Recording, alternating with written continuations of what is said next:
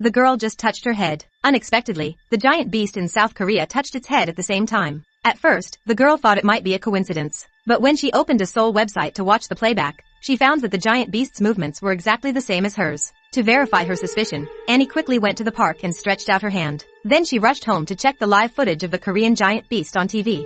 Sure enough, the giant beast mimicked her movements precisely. To further confirm her theory, Annie brought a few friends to the park. She asked them to sit on benches and use their phones to access the Seoul website to observe the beast. After Annie danced in the park, the Korean giant beast also danced in a strange way. It seemed that the giant beast was Annie. Annie was the giant beast. Her friends were shocked to find that there was also some connection between Annie's physical sensations and the beast. When the Korean giant beast was attacked by a missile, Annie suddenly felt a sharp pain in her waist. In pain, she performed a set of Chinese kung fu moves right there in the park. As a result, the Korean giant beast performed the same moves and ended up smashing a helicopter. Just as her friends were still in shock, Annie shifted her weight from her left foot to her right and accidentally fell headfirst to the ground. But because of her fall, several high-rise buildings in Seoul collapsed, and hundreds of people lost their lives. To prevent further panic among the Korean people, Annie returned to the park once more and tried to apologize. First, she pointed to the ground, then motioned for the people below to evacuate. After confirming the area beneath her was safe, she slowly squatted down and wrote "I'm sorry" on the ground with her finger.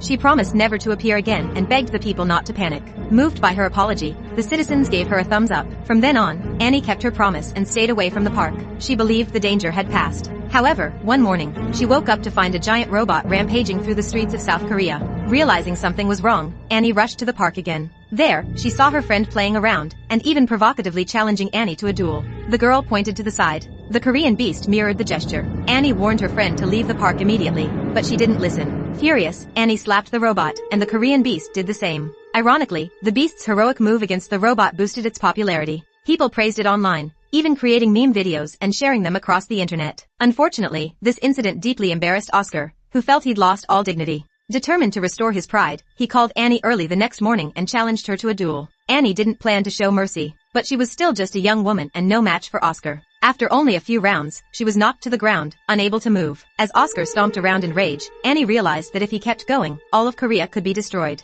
Desperate to stop him, Annie devised a bold plan. Without saying a word, she bought a plane ticket and flew to Korea. Back in the park, Oscar was still having fun, unaware that danger was near. Suddenly, the ground began to tremble. Before Oscar could react, the giant beast in Korea stood in front of him. It turned out Annie had used a specific alignment of positions to teleport the beast from the US to Korea. Oscar panicked and tried to run, but Annie caught him. Even in the face of defeat, Oscar refused to apologize and continued cursing her. Furious, Annie hurled him into the sky. As Oscar disappeared into the distance, the ridiculous farce finally came to an end.